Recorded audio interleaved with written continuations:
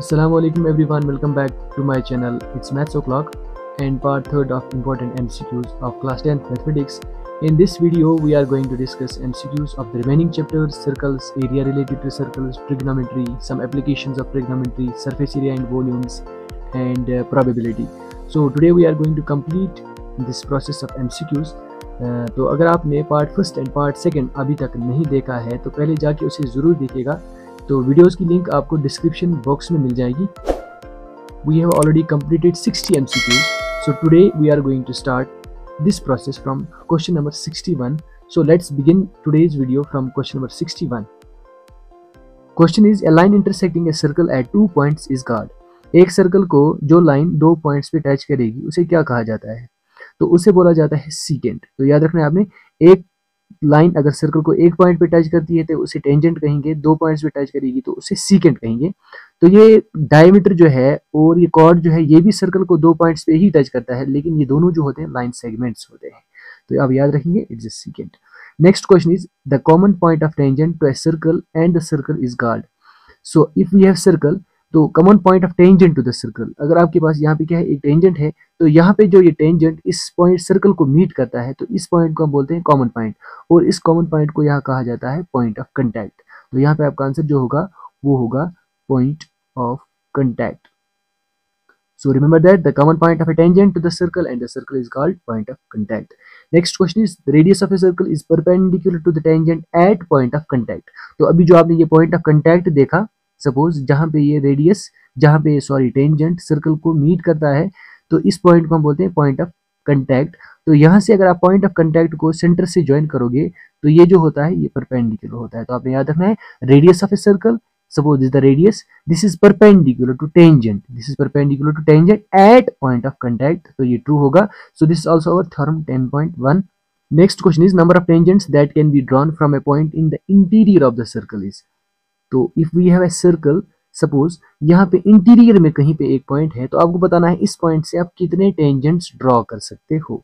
ठीक है, तो देखिए पहले मैं एक्सटीरियर के लिए बताता हूँ। अगर आपके पास एक पॉइंट एक्सटीरियर में है तो एक्सटीरियर से आप 2 टेंजेंट्स ड्रॉ कर सकते हो। ठीक है, इसी तरह अगर आपके पास ऑन द लाइन कोई पॉइंट हो तो वहां से आप सिर्फ एक ही टेंजेंट ड्रॉ कर सकते हो। लेकिन अगर आपके पास इंटीरियर में कोई पॉइंट होगा, यहाँ से आप कोई भी टेंजेंट ड्रॉ नहीं कर सकते हैं, क्योंकि जो भी लाइन इस पॉइंट को मीट करके जाएगी वो सर्कल को 2 पॉइंट्स पे ही टच करेगी। जरूरी 2 पॉइंट्स पे टच करेगी तो वो एक सीकेंट होगा, इट्स नॉट ए टेंजेंट। तो याद रखना, इंटीरियर से आप कोई भी टेंजेंट ड्रॉ नहीं कर सकते हैं। तो हमारा आंसर 0 होगा। 0 यहाँ पे ऑप्शन नहीं है, तो हम नन ऑफ दीज को टिक करेंगे। Next question is, A tangent PQ at a point P of a circle of radius 5 centimetre meets a line through the center O at a point Q so that OQ is equal to 12 centimeter, length PQ is. So if PQ is a tangent at point P, suppose it is a circle, और यहाँ पे एक tangent जा रहा है जिसका नाम है P and this is Q, और ये टेंजेंट किस पॉइंट पे पड़ रहा है, P पे पड़ रहा है। सो आगे लिखा है of a circle with radius 5 centimetre. तो अगर मैं इस पॉइंट ऑफ कंटैक्ट को सेंटर से ज्वाइन करूँ, सो ये रेडियस जो है this is 5 centimetre and OQ is equal to 12 centimetre. तो ये OQ जो है दिस इज 12 सेंटीमीटर। तो हमें बताना है what is length PQ, right. तो यहाँ पे क्या बनती है, एक राइट एंगल ट्रायंगल बनती है, और राइट एंगल ट्रायंगल में हम यूज करेंगे Pythagoras theorem, that's hypotenuse square is equal to base square plus perpendicular square. तो हाइपोटेन्यूज 12 है तो 12 का स्क्वायर करेंगे तो 144 इज इक्वल टू बेस यहाँ पे आपको नहीं है तो आप लिखेंगे PQ का स्क्वायर प्लस परपेंडिकुलर का स्क्वायर। परपेंडिकुलर यहाँ पे 5 है तो 5 का स्क्वायर करेंगे we gate 25।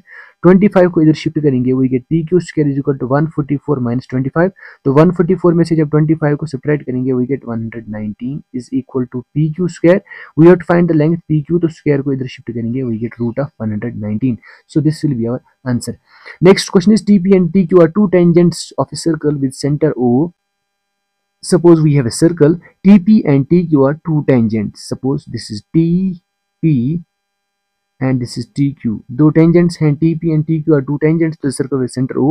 Angle POQ is equal to 110 degree. तो यहाँ पे ये जो सेंटर है इसका O है, और ये वाला एंगल जो है this is 110 degree, right. We have to find angle PTQ, ये वाला एंगल, ये वाले एंगल, इस वाले एंगल को हमने फाइंड करना है। ठीक है, तो आप देख लीजिए यहाँ पे जो फिगर बनती है दिस इज ए क्वाड्रिलेटरल। ठीक है, तो क्वाड्रिलेटरल के सम ऑफ एंगल्स कितने होते हैं 360, राइट। इसके 4 एंगल जो होते हैं, इन चारों का सम 360 होगा। तो ये वाला एंगल जो होता है हमारे पास जो P के पास है, यहाँ पे एक रेडियस और टेंजेंट एक दूसरे से मिल रहे हैं एट पॉइंट ऑफ कांटेक्ट, तो ये वाला एंगल जो होगा ये 90 होगा। इसी तरह यहाँ भी एक टेंजेंट और एक रेडियस पॉइंट ऑफ कांटेक्ट पे मिल रहे हैं, तो ये भी 90 के बराबर होगा। तो हम इन सब को सम करते हैं तो हमें मिलेगा 90 प्लस 90 प्लस 110, 90 प्लस 90 प्लस 110। सो ये 3 एंगल्स का सम जो हमारे पास निकल के आएगा वो आएगा 290। तो अब बाकी 360 में से 290 को जब हम सब्ट्रैक्ट करेंगे we gate 70। So 70 will be our answer. Next question is PA and PB, tangents PA and PB from a point P to a circle with center O are inclined to each other at an angle 80 degree. अब यहाँ पे tangents दो एक दूसरे को incline करते हैं at an angle of 80 degree. Suppose these are two tangents और यहाँ पे आपके पास एक circle है with center O, then we have to find the angle POA. हमें POA को find करना है. So right, this is PA and this is PB and this is O. अब ये POA कौन सा एंगल हो गया? POA ये वाला एंगल हो गया, राइट। इसको मैं थोड़ा मार्क करता हूँ, यानी कि इस वाले एंगल को आपने फाइंड करना है, राइट। तो हम सिंपली यहाँ पे क्या करेंगे, देखिए, तो आपने थ्योरम 10.2 में देखा होगा जब हम दो ट्रायंगल्स यहाँ पे बनाते हैं तो ये दोनों ट्रायंगल्स आपस में कॉन्ग्रुएंट होती हैं by right angle hypotenuse side congruence. तो इनके कॉरस्पॉन्डिंग पार्ट्स भी बराबर होंगे, तो ये एंगल ए जो है ये बी के बराबर होगा, ये वाला एंगल इस वाले एंगल के बराबर होगा, इसी तरह ये वाले दो एंगल्स भी आपस में बराबर होंगे।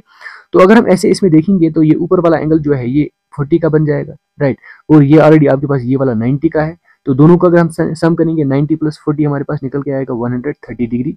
उसके बाद ये जो आपके पास ये ट्रायंगल है इसकी सम ऑफ एंगल्स ऑफ ट्रायंगल कितनी होती है 180 डिग्री। तो 180 में से जब हम इस 130 को सब्ट्रैक्ट करेंगे we get 50। So this 50 will be our answer. उसके बाद नेक्स्ट क्वेश्चन जो है ये हमने लिया है एरिया रिलेटेड टू सर्कल से। तो क्वेश्चन हमारा है circumference of a circle of radius 7 centimetre. देखिए दो चीजें आप याद रखनी है यहाँ पे, सर्कल का सर्कमफ्रेंस क्या होता है और सर्कल का एरिया क्या होता है। तो याद रखेंगे आप, एरिया जो सर्कल का होता है this is pi r square and circumference of circle जो होता है दिस इज 2 पाई आर। इसी से आपको आगे जाके एरिया ऑफ सेक्टर और सर्कमफ्रेंस ऑफ सेक्टर भी मिलेगा। तो यहाँ पे हमारा क्वेश्चन है सर्कमफ्रेंस ऑफ सर्कल। सर्कल का सर्कमफ्रेंस हमें देखना है, तो सर्कल का सर्कमफ्रेंस जो होता है वो होता है 2 पाई आर। अब यहाँ पे लिखा है कि रेडियस जो है वो 7 है, तो हम आर की जगह 7 पुट करेंगे। पाई हमारा जो होता है वो होता है 22/7 और आर की जगह हम 7 लिखेंगे। यहाँ पे 7 और 7 कैंसिल हो जाएगा, 2 × 22 हमें मिलेगा 44। सो 44 सेंटीमीटर हमारा होगा circumference of the circle. Question number 69 is segment of a circle is formed by dash and A corresponding arc. देखिए दो चीजें आपने याद रखनी है, अगर आपके पास एक सर्कल है और सर्कल को क्या है कि एक कॉर्ड डिवाइड करता है दो पार्ट्स में, तो इन दोनों पार्ट्स को तब सेगमेंट बोला जाएगा। छोटे वाले को माइनर सेगमेंट और बड़े वाले को मेजर सेगमेंट। इसी तरह अगर आपके पास एक सर्कल है और ये इसका सेंटर है और आप इस सर्कल को डिवाइड करते हो दो पार्ट्स में बाय 2 रेडियाई, अगर 2 रेडियाई इसको दो पार्ट्स में डिवाइड करता है तब हम इसको बोलेंगे सेक्टर, और बड़े वाले को मेजर सेक्टर और छोटे वाले को माइनर सेक्टर। ये आपने याद रखना है। अब यहाँ पे हमारा क्वेश्चन जो है वो है सेगमेंट ऑफ ए सर्कल। जो मैंने अभी आपको बताया कि सेगमेंट जो सर्कल का होता है it is formed by dash and the corresponding arc. तो मान लीजिए ये एक आर्क होगी और यहाँ पे मैंने एक यहाँ पर लाइन एक डाली है, इसको हम क्या बोलेंगे कॉर्ड। तो एक कॉर्ड से और एक आर्क से बन जाएगा हमारा सेगमेंट, राइट। अगर सेक्टर होगा तो सेक्टर जो है सेक्टर बनता है एक आर्क से, सपोज ये वाली आर्क, एक आर्क से और 2 रेडियाई से एक सेक्टर बनता है, right. Next question is define minor sector और define sector of a circle. देखिए सबसे पहले आपने देखना है कि सेक्टर क्या होता है। जो मैंने अभी आपको बताया, एक सर्कल को अगर 2 रेडियाई डिवाइड करेंगी, ठीक है, तो इसको हम क्या बोलेंगे सेक्टर। अब माइनर किसको बोलेंगे? माइनर उस वाले को बोलेंगे जिसका एंगल जो है ये वाला एंगल जो होता है इसको हम सेंट्रल एंगल बोलते हैं, राइट। तो जिसका सेंट्रल एंगल 180 से कम होगा उसे माइनर बोलेंगे, और जिसका सेंट्रल एंगल 180 से बड़ा होगा उसको हम मेजर सेक्टर बोलेंगे, राइट। तो यहाँ पे आपने माइनर सेक्टर को डिफाइन करना होगा, तो आप सेक्टर को पहले डिफाइन कर सकते हैं, फिर देख सकते हैं इसमें से जो छोटा पार्ट होगा उसको हम माइनर सेक्टर बोलेंगे। या आप इसको ऐसे भी डिफाइन कर सकते हैं, sector with central angle less than 180 is called a minor sector. Next question is area of sector, ठीक है। तो यहाँ पे दो चीजें इंपॉर्टेंट है, एक तो है हमारा एरिया ऑफ सेक्टर, दूसरा है हमारे पास लेंथ ऑफ एन आर्क। तो देखो दोनों को याद रखना बिल्कुल इजी है। देखिए एरिया ऑफ सर्कल आपके पास जो होता है वो होता है pi r square, right. Area of circle हमारे पास होता है पाई आर स्क्वायर। तो अगर आपने एक सर्कल के किसी पार्ट का एरिया ढूंढना है, इसको हम क्या बोलते हैं, सेक्टर। तो सेक्टर के एरिया को ढूंढने के लिए सिर्फ इसमें मल्टीप्लाई करना है आपने theta by 360, why theta is the central angle.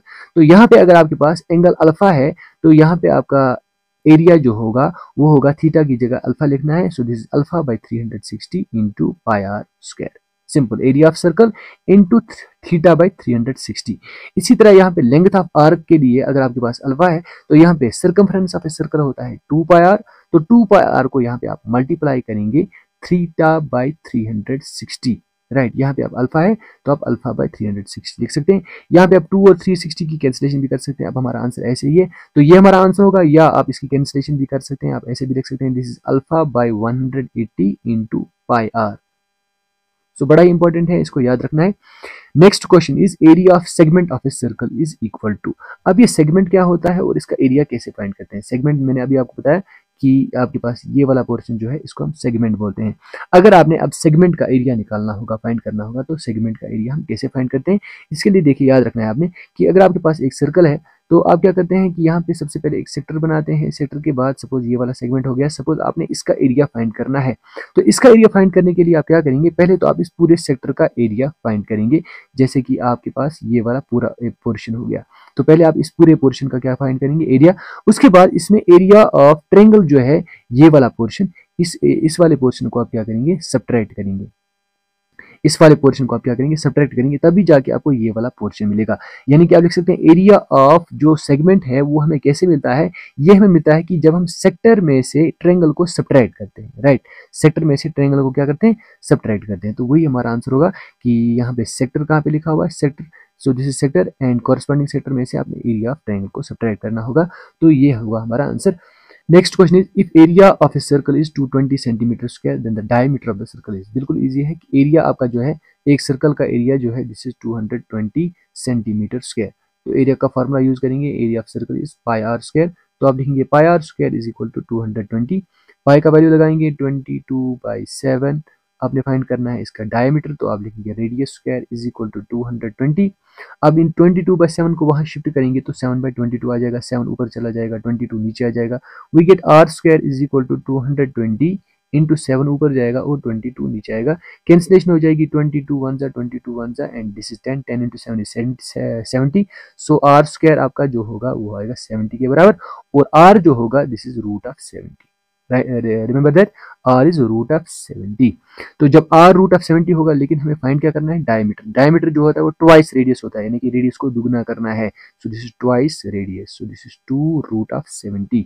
So this will be our answer, that's option number D, 2 root of 70। अब नेक्स्ट क्वेश्चन हमने लिया है ट्रिग्नोमेट्री से। Question is if ABC is a right angle triangle, right angle at B and AB is equal to 24. Suppose this is a right angle triangle. ABC is a right angle triangle and right angle at B. तो यहाँ पे इसका right angle है, तो मान लीजिए यहाँ A है और यहाँ C है, such that AB is equal to 24. So suppose this AB is 24 centimeter and BC is equal to 7 centimeter. Now we have to find cos C. तो cos C को हमने find करना है। तो cos बराबर होता है बेस बाय हाइपोटेन्यूज, आपने पढ़ा होगा, some people have curly black hair to present beauty.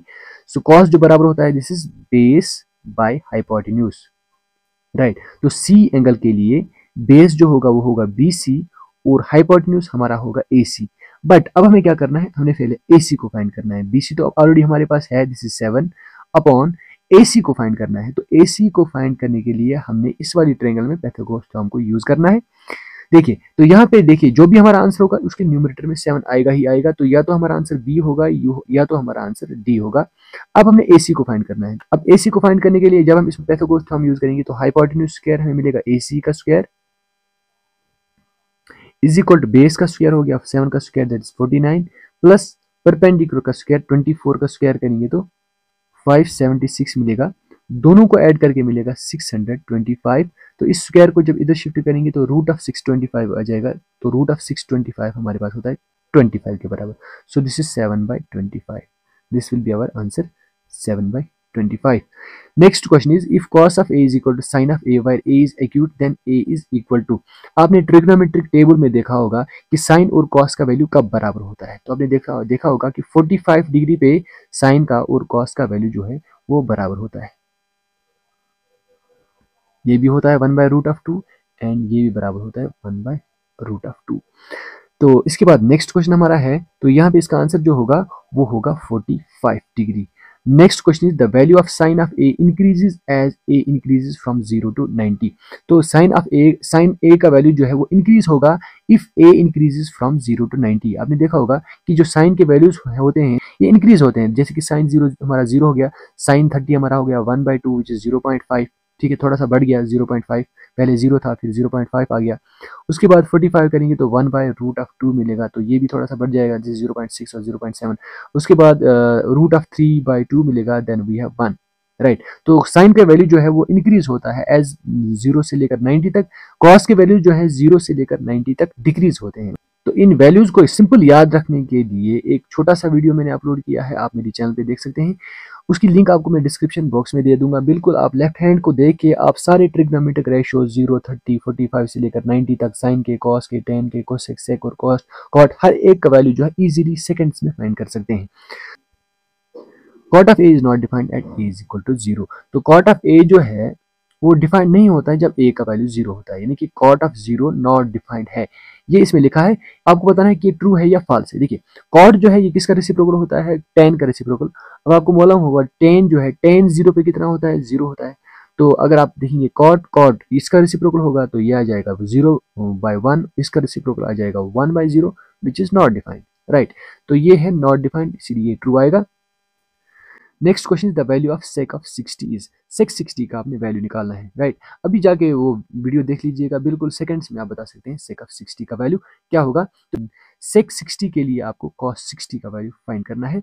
तो कॉस ऑफ 60 जब आप देखेंगे कि कॉस ऑफ 60 जो है वो होता है 1/2 के बराबर, तो इसका रेसिप्रोकल जब आप करेंगे वो आ जाएगा 2/1, तो ये होगा आपका answer which is 2। Next question is sin 30 plus cos 60 is equal to tan of 45। अभी आपने देखा कि ये sin 30 जो है ये बराबर होता है 1/2 के, और cos 60 जो है ये बराबर होता है 1/2 के। राइट, तो दोनों को जब हम दोनों को ऐड करेंगे तो 1/2 प्लस 1/2 हमें मिलेगा 1। राइट, तो ये लेफ्ट हैंड साइड आपका जो है दिस इज 1, और tan 45 अगर आप देखेंगे वो भी 1 के बराबर ही है। तो sin 30 प्लस cos 60 को ऐड करके आपको tan 45 मिलेगा, सो this is true. Next question is sine of 2a is equal twice sign a is true when a equals. तो a का क्या वैल्यू होगा, इसमें हमने सिंपली क्या करना है, देखिए पहले 0 का वैल्यू लगाना है, a की जगह 0 लगाना है, फिर a की जगह 30 लगाना है, फिर a की जगह 45 लगाना है, फिर a की जगह 60 लगाना है। जो इसको सेटिस्फाई करेगा वही हमारा आंसर होगा। चलो 0 से शुरुआत करते हैं, तो साइन ऑफ 2 इंटू a की जगह 0 लगाना है तो 0 मिलेगा, is equal to 2 into sine of a की जगह 0 लगाना है। ठीक है, तो साइन 0 जो है वो 0 होता है, this is twice into sine 0 0 होता है, so we get 0 is equal to 2 into 0 which is 0। तो ये पहला ही इसको सेटिस्फाई करता है, तो यही हमारा आंसर होगा, so A will be our answer. Next question is sec square A minus tan square A. देखिए तीन बड़े ही इंपॉर्टेंट फार्मूलाज हैं, मैं तीनों में आपको बता देता हूँ। सबसे पहले है साइन स्क्वायर ए प्लस कॉस स्क्वायर ए जो है वो 1 के बराबर होता है। इसी तरह दूसरा है सेक square A minus tan square ए, ये भी 1 के बराबर होता है। और तीसरा है cosec square A minus cot square ए, ये भी 1 के बराबर होता है। तो तीनों को याद कर लीजिएगा, बहुत ही इंपॉर्टेंट है। Next question is the value of 9 times sec square A minus 9 times tan square A is equal, अभी मैंने आपको बताया था। चलिए 9 को यहाँ पे कॉमन करते हैं तो हमें मिलेगा sec square of A minus tan square of A. अभी देखो पीछे वाले क्वेश्चन में आपने देखा sec square A minus tan square A का वैल्यू जो है वो 1 होता है। तो यहाँ पे आप जब इसका वैल्यू 1 लगाओगे we get 9 into 1 which is 9, so this will be our answer. Next question is if ABC is a right angle at C, then the value of cos of A plus B is। देखिए अगर आपके पास एक right angular triangle है जिसका नाम ABC है और इसका राइट एंगल C के ऊपर है, तो मान लीजिए यहाँ A है और यहाँ B है, तो यहाँ पे लिखा है देखिए C पे इसका 90 होगा, हमें फाइंड करना है cos of A plus B का वैल्यू। देखो बिल्कुल आसान सा क्वेश्चन है, यहाँ पे cos of A plus B, A और बी दोनों एक्यूट हैं। देखिए एक ट्रायंगल में sum of angles of triangle 180 होता है, उसमें अगर एक वाला एंगल आपके पास 90 दिया होगा, इसका मतलब इन दोनों का सम 90 होगा, यानी कि ये a प्लस बी 90 होगा बिकॉज c इज 90। तो ये a प्लस बी 90 होगा, तो आप सिंपली क्या करेंगे cos of a plus B की जगह 90 लगाएंगे। उसके बाद आपको पता ही होगा कि cos 90 जो है दिस इज 0, तो हमारा आंसर जो होगा वो 0 होगा। Next question is right one application of trigonometry. Trigonometry की एक एप्लीकेशन आपने लिखनी है, तो कोई सी भी एप्लीकेशन आप लिख सकते हैं। देखिए हम फाइंड कर सकते हैं ट्रिग्नोमेट्री की मदद से ही हम डिस्टेंस फाइंड करते हैं बिटवीन अर्थ एंड प्लैनेट्स, सन और प्लैनेट्स के दरमियान का डिस्टेंस फाइंड कर सकते हैं, राइट। तो इस जियोग्राफी में इसका बहुत ज़्यादा यूज़ होता है। हाइट ऑफ माउंटेन्स फाइंड कर सकते हैं, तो कोई सी भी आप एक एप्लीकेशन लिख सकते हैं। उसके बाद इसमें एक और क्वेश्चन बड़ा सा इंपॉर्टेंट है कि इसमें डेफिनेशंस तीन है। एक है line of site, angle of elevation और एंगल ऑफ डिप्रेशन। देखो तीनों मैं आपको बता देता हूँ। सबसे पहले लाइन ऑफ साइट, तो सिंपली क्या है कि जो ऑब्जर्वर होता है, ऑब्जर्वर की आंखों से जो ऑब्जेक्ट तक एक इमेजिनरी लाइन बनती है, इस लाइन को हम लाइन ऑफ साइट कहेंगे, राइट। तो यहाँ पे मान लीजिए ऑब्जर्वर की आई है और यहाँ वो किसी ऑब्जेक्ट को देख रहा है, तो ये जो इमेजिनरी लाइन यहाँ पे बनती है एक आई से लेकर उस ऑब्जेक्ट के दरमियान, इसको हम लाइन ऑफ साइट कहेंगे। उसके बाद नेक्स्ट है एंगल ऑफ एलिवेशन और दूसरा है एंगल ऑफ डिप्रेशन। देखिए एंगल ऑफ एलिवेशन जो है वो हमेशा ऊपर की तरफ बनता है और डिप्रेशन हमेशा नीचे की तरफ बनता है, नाम से ही आपको पता चलेगा। तो देखिए अगर ऑब्जेक्ट जो है वो हॉरिजेंटल लाइन से ऊपर हो, ऊपर की तरफ हो, suppose this is horizontal line, और यहाँ पे क्या है ऑब्जर्वर की आई है, यहाँ से जो लाइन बनेगी, इमेजिनरी लाइन बनेगी, इसको लाइन ऑफ साइट कहेंगे। तो लाइन ऑफ साइट और इस हॉरिजेंटल लाइन के दरमियान का जो एंगल बनता है, इसको हम एंगल ऑफ एलिवेशन कहेंगे, राइट। लेकिन ये एंगल ऑफ एलिवेशन तब कहेंगे जब ऑब्जेक्ट जो है वो इस लाइन से ऊपर होगा। अब जब इस ऑब्जेक्ट जो है वो इस लाइन से नीचे होगा, तो यहाँ ऑब्जर्वर जो है अगर नीचे देख रहा है, तो यहाँ पे जो एंगल बनेगा line of site, line of site और हॉरिजॉन्टल एक्सिस के दरमियान, इसको एंगल ऑफ डिप्रेशन कहा जाएगा। तो आप सिंपली इसको डिफाइन ऐसे करेंगे, और line of sight is a line drawn from the eye of an observer to the point in the object viewed by the observer. और एंगल ऑफ एलिवेशन को ऐसे डिफाइन करेंगे, the angle formed by the line of sight with the horizontal axis when the object is above the ground, इसको angle of elevation कहेंगे। And angle of depression को ऐसे define करेंगे, angle formed by the line of site with the horizontal axis when the object is below the horizontal line. Total surface area of cuboid with dimensions 2, 3 and 4। देखिए total surface area cuboid जो होता है वो होता है twice length breadth plus breadth height plus height length. अब यहाँ पे लेंथ ब्रेड्थ हाइट आपके पास दिया हुआ है, length is 2, breadth is 3, height is 4, तो यूज कीजिए twice length into breadth, we get 2 into 3 which is 6, plus breadth into height 3 into 4 12, plus height into length 4 into 2 which is 8। So this is 2 into 12 plus 8 is 20, 20 plus 6 is 26, 26 को 2 से जब multiply करते हैं we get 52 centimetre. So this will be our answer. तो इसी तरह cube जो होता है हमारे पास, क्यूब का भी टोटल सरफेस एरिया होता है, this is 6 times A square, और इसका लेटरल सरफेस एरिया होता है 4 टाइम्स ए स्क्वायर। इसी तरह क्यूबाइड का भी आपने याद रखना है, this is twice length breadth plus breadth height plus height length, और अगर आप इसका लेटरल सरफेस एरिया फाइंड करें, this is twice length into breadth plus height और twice breadth into height plus length. Next question is 3 times the volume of right circular cone of height h and radius r is equal to। देखिए 3 times volume of right circular cone. तो सबसे पहले हम देखते हैं volume of right circular cone जो होता है, this is 1/3 times pi r square h, लेकिन इसको आपने मल्टीप्लाई 3 से करना है क्योंकि यहाँ पे लिखा है 3 times. 3 times the volume of right circular cone of height h and radius r is equal to, यहाँ पे 3 और 3 जो है कैंसिल हो जाएगा, we get pi r square h. And what is pi r square h? Pi r square h is the volume of right circular cylinder. तो एक cylinder का वॉल्यूम जो होता है वो होता है पाई आर स्क्वायर एच, ये आपने याद रखना है। तो ये सी होगा हमारा answer, volume of right circular cylinder of height h and radius r। तो volume of right circular cylinder is pi r square h, और अगर कोन की बात करेंगे this is 1/3 pi r square h. इसी तरह अगर इसका कर्व्ड सरफेस एरिया देखना होगा, this is 2 pi r h, और इसका कर्व्ड सरफेस एरिया देखना होगा कोन का, this is pi r l, और टोटल एरिया सरफेस एरिया इसका होगा pi r into l plus r. Next question is volume of sphere of radius 1। उसके बाद बारी आती है स्फीयर की। स्फीयर का वॉल्यूम जो होता है वो होता है 4/3 पाई आर क्यूब, और सरफेस एरिया की बात करेंगे so this is 4 pi r square.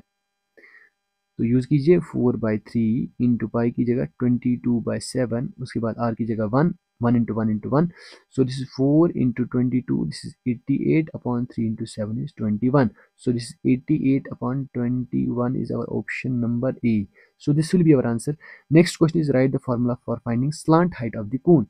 देखिए एक कोन जो होता है इसमें दो टाइप्स की हाइट्स होती हैं, इस वाली हाइट को हम स्लांट हाइट कहते हैं और इसको L से डिनोट किया जाता है, and this one is called the height of the cone, इसको H से डिनोट किया जाता है। और ये हो गया हमारा रेडियस। तो यहाँ पे जो ट्रायंगल बनती है ये बनती है राइट एंगल ट्रायंगल, जिसका बेस R होता है और परपेंडिकुलर h होता है और हाइपोटेन्यूज इसका जो होता है वो होता है l। तो l is the slant height. तो इसका फॉर्मूला हम सिंपली पाइथागोरस थ्योरम से निकालते हैं, that's hypotenuse square is equal to base square plus perpendicular square. तो यहाँ पे स्क्वायर को इधर शिफ्ट करेंगे, वी गेट रूट। तो ये होता है स्लांट हाइट के लिए formula, l is equal to root of r square plus h square. Next question is probability से लिया हमने, probability of an event lies between, तो आपने याद रखना है probability always lies between 0 and 1। Next question is which of the following can not be the probability of an event. जैसे अभी मैंने आपको बताया प्रोबेबिलिटी जो है इट लाइज बिटवीन 0 एंड 1, 0 से बड़ी और 1 से छोटी होती है, but it is sometimes equal to 0 and sometimes equal to 1। तो 0 के बराबर जब प्रोबेबिलिटी होती है उसे हम इम्पॉसिबल इवेंट कहते हैं, और 1 के बराबर उसको श्योर इवेंट कहते हैं। इन दोनों के दरमियान ही प्रोबेबिलिटी होती है। तो 2/3 अगर आप देखें इन दोनों के दरमियान आएगा, 15% भी दोनों के दरमियान आता है, 0.7 भी दोनों के दरमियान आता है, बट -1.5 जो है वो 0 और 1 में लाइन नहीं करता है। तो इसीलिए यही हमारा आंसर होगा, क्योंकि हमारा क्वेश्चन है which of the following is not the probability of an event. Next question is P of E, बड़ा सा इंपॉर्टेंट क्वेश्चन है, सिंपल भी है, probability of an event plus probability of not event, ये हमेशा 1 के बराबर होता है, ये आपने याद रखना है। अब यहाँ पे प्रोबेबिलिटी ऑफ इवेंट जो है वो दिया है 0.05, तो यहाँ पे यूज करेंगे 0.05 plus probability of not E is equal to 1, इसको वहां शिफ्ट करेंगे, we get probability of not E is equal to 1 minus 0.05, 1 में से जब 0.05 को सब्ट्रैक्ट करेंगे तो 0.95 मिलेगा। This will be our answer. Next question, a die is thrown once, the probability of getting an odd number। कोई भी क्वेश्चन आ सकता है, लेकिन याद रखना है कि जब एक डाई को थ्रो किया जाता है तो हमारे पास सैंपल स्पेस जो बनती है वो बनती है 1 2 3 4 5 एंड 6, यानी कि डाई में 6 फेसेस होते हैं, या 1 आ सकता है, या 2 या 3 या 4 या 5 या 6। तो ऑड की प्रोबेबिलिटी अगर आप देखें, ऑड की प्रोबेबिलिटी फाइंड करने के लिए आपने इसमें ऑड्स ढूंढने हैं, कितने हैं, तो इसमें ऑड्स जो हैं वो है 3, 1 3 एंड 5। तो हमारा आंसर जो होगा वो होगा 3 by total number of outcomes, this is 6 which is 1/2। next is a number lying between 2 and 6, 2 and 6 के दरमियान में कितने नंबर्स आते हैं, 3 आते हैं, तो इसका भी आंसर होगा 3/6 which is also equal to 1/2। next is a prime number, अब आपने देखना है इसमें प्राइम्स कितने हैं, देखिए 2 is a prime number, 3 is a prime number, 5 is a prime number, तो प्राइम्स भी 3 है, तो we get 3/6 which is also equal to 1/2। बड़ा सा सिंपल है। Next question is, a card is drawn from a well shaped deck of 52 cards, find the probability of spades. यानी कि कोई भी प्रोबेबिलिटी आप फाइंड कर सकते हैं अगर आपको कार्ड्स के बारे में जानकारी होगी, पता होगा। देखिए टोटल कार्ड जो होते हैं वो होते हैं, कार्ड्स को 4 कैटेगरीज में डिवाइड किया जाता है। सबसे पहले 2 ही कैटेगरीज में डिवाइड किया जाता है, रेड एंड ब्लैक। तो रेड कार्ड्स कितने होते हैं, 52 का हाफ, दैट्स 26। इसी तरह ब्लैक कार्ड्स भी 26 होते हैं, आपने पढ़ा होगा। उसके बाद ये रेड कार्ड जो होते हैं फिर से 2 कैटेगरीज में डिवाइड हो जाते हैं, हार्ट एंड डायमंड। तो हार्ट के आ जाएंगे 13, डायमंड के भी आ जाएंगे 13। इसी तरह ब्लैक कार्ड्स भी जो हैं वो 2 कैटेगरीज में डिवाइड हो जाते हैं, एक हो गया हमारा स्पेड और एक हो गया हमारा क्लब। तो स्पेड के भी 13 होते हैं और क्लब के भी 13 होते हैं। उसके बाद इन 13 कार्ड्स को फर्दर कैटेगरीज में डिवाइड किया जाता है। इसमें एक एस होता है, एक किंग होता है, एक क्वीन होती है, एक जैक होता है, बाकी नंबरिंग कार्ड्स होते हैं 2 से लेकर 10 तक। तो 2 से लेकर 10 तक 9 कार्ड्स आते हैं, उसके बाद 10 11 12 एंड 13। इसी तरह डायमंड पे भी ऐसा ही होता है, स्पेड में भी ऐसा ही होता है और क्लब में भी ऐसा ही होता है। तो कुल मिला के अगर हम देखें 4 एसेस होते हैं, 4 किंग होते हैं, 4 क्वींस होती हैं, 4 जैक्स होती हैं। इसी तरह नंबरिंग कार्ड्स भी 2 के 4 होते हैं, 3 के 4 होते हैं, 4 के 4 होते हैं, so on and so fourth. अब यहाँ पे हमने स्पेड की प्रोबेबिलिटी निकालनी है। जब आप एक कार्ड को रैंडमली फाइंड करेंगे, निकालेंगे, तो स्पेड की प्रोबेबिलिटी के लिए आपको देखना है कि स्पेड्स कितने हैं। तो स्पेड्स टोटल होते हैं 13, डिवाइड बाय करना है total number of outcomes which is 52। तो कैंसिलेशन करेंगे तो आपको 1/4 मिलेगा। इसी तरह अगर आपको एस की प्रोबेबिलिटी निकालनी होगी तो आपको गिनना है कि एसेस कितने होते हैं। देखिए एसेस टोटल कितने होते हैं, हार्ट का एक एस हो गया, डायमंड का एक हो गया, स्पेड का एक हो गया, क्लब का एक हो गया, तो टोटल 4 होते हैं। तो आप देखेंगे 4/52, कैंसिलेशन करके आपको आंसर मिल जाएगा। उसके बाद किंग ऑफ रेड कलर, देखिए अभी आपने देखा किंग्स कितने होते हैं, 4, हार्ट का एक किंग, डायमंड का एक, स्पेड का एक और क्लब का एक। लेकिन 4 किंग्स में 2 किंग्स रेड होते हैं और 2 किंग्स ब्लैक होते हैं, क्योंकि इनको पहले 2 कैटेगरीज में डिवाइड किया जाता है। तो यहाँ पे रेड किंग्स जो होते हैं वो 2 होते हैं, तो हमारा आंसर होगा 2/52, कैंसिलेशन करके आपको मिल जाएगा 1/26। इसी तरह क्वीन ऑफ डायमंड, देखिए डायमंड की क्वीन एक ही होती है, डायमंड की एक होती है, हार्ट की एक होती है, स्पेड की एक और क्लब की एक, तो 1/52 हमारा आंसर होगा। इसी तरह एक और क्वेश्चन है जैक ऑफ हार्ट्स, देखिए हार्ट्स का भी जैक एक ही होता है, सो दिस इज 1/52। इसी तरह कोई भी क्वेश्चन आपके एग्जाम में पूछा जा सकता है कार्ड्स के रिलेटेड। इसमें सबसे पहले आपको बस इतना सा याद रखना है कि कार्ड्स कितने होते हैं, रेड कितने होते हैं, ब्लैक कितने होते हैं, इसी तरह स्पेड वगैरह वगैरह सब आपको याद रखना है। Next question, 3 coins are tossed simultaneously, what is the probability that all coins will show the same result? देखिए, जब 2 कॉइन्स को टॉस किया जाता है तो पॉसिबल आउटकम हमारे पास हेड एंड टेल होते हैं, या हेड आएगा या टेल आएगा, राइट। तो जब 2 कॉइन्स को टॉस किया जाता है तो क्या मिलेगा, हेड हेड मिल सकता है, हेड टेल मिल सकता है, टेल हेड मिल सकता है, टेल टेल मिल सकता है, राइट। इसी तरह यहाँ पे 3 कॉइन्स को टॉस किया जाता है। जब 3 कॉइन्स को टॉस किया जाएगा तो नंबर ऑफ पॉसिबल आउटकम्स हमारे पास बनेंगे 2 raised power 3 विच इज 8। तो 8 आउटकम्स में हमारे पास क्या आएगा, head head head, then we have head head tail, we have head tail head, we have head tail tail, then we have tail head head, we have tail head tail, we have tail tail head, and we have tail tail tail। इसको आप याद रख सकते हैं simply 0 0 0 0 0 1 0 1 0 0 1 1 then 1 0 0 then 1 0 1, उसके बाद 110 and 111। तो ये आपके पास 4 आ गया। अब आपको देखना है to all the coins will show up the same result. Same result कितनी बार मिलता है, देखिए एक बार या तो हेड हेड हेड मिलेगा या टेल टेल टेल मिलेगा। तो हो गए 2, डिवाइड करेंगे आप total number of outcomes which is 8। So cancellation आप करेंगे, we get 1/4। So this will be our answer. Next question is, a bag contains 3 red balls and 5 white balls and 7 black ball. देखिए एक bag है जिसमें red balls कितनी है, 3 है, white balls कितनी है, 5 है, और ब्लैक बॉल्स कितनी है, 7 है। तो टोटल बॉल्स हमारे पास यहाँ पे जो होंगी वो होंगी 15। अब आगे लिखा है, what is the property that the ball drawn at random from the bag will neither be red nor black. यानी कि न वो रेड होगी न वो ब्लैक होगी, इसका मतलब वो क्या होगी, वो व्हाइट होगी। तो व्हाइट कितनी है, 5 divide by total number of ball जो है वो है 15। तो कैंसिलेशन आप जब करेंगे तो वी गेट 1/3। तो आपका आंसर जो होगा वो होगा 1/3। Next question is, two dice is red and black are thrown, the probability of getting sum on the board dice is equal to 9। देखिए यहाँ पे बड़ा इंपॉर्टेंट है, जब 2 डाइस को थ्रो किया जाता है, जब एक डाई को थ्रो किया जाता है तो नंबर ऑफ पॉसिबल आउटकम 6 बनते हैं, और जब 2 डाइस को थ्रो किया जाता है तो 6 रेज पावर 2 विच इज 36। ठीक है, यानी कि हमारे पास क्या आ सकता है, एक डाई पे 1 आ गया, दूसरी पे भी 1 आ गया, इसी तरह एक पे 1 आ गया, दूसरी पे 2 आ गया, एक पे 1 आ गया, दूसरी पे 3 आ गया, इसी तरह 1 4 1 5 एंड देन वी हैव 1 6। इसी तरह आ गया हमारे पास 2 1 आ गया, उसके बाद 2 2 आ गया, we have 2 3 2 4 2 5 then we have 2 6। इसी तरह हमारे पास 3 1 3 2 3 3 3 4 3 5 3 6, then 4 1 4 2 4 3 4 5 4 6, then 5 1 5 2 5 3 5 4 5 5 5 6, then we have 6 1 6 2 and so on to 6 6।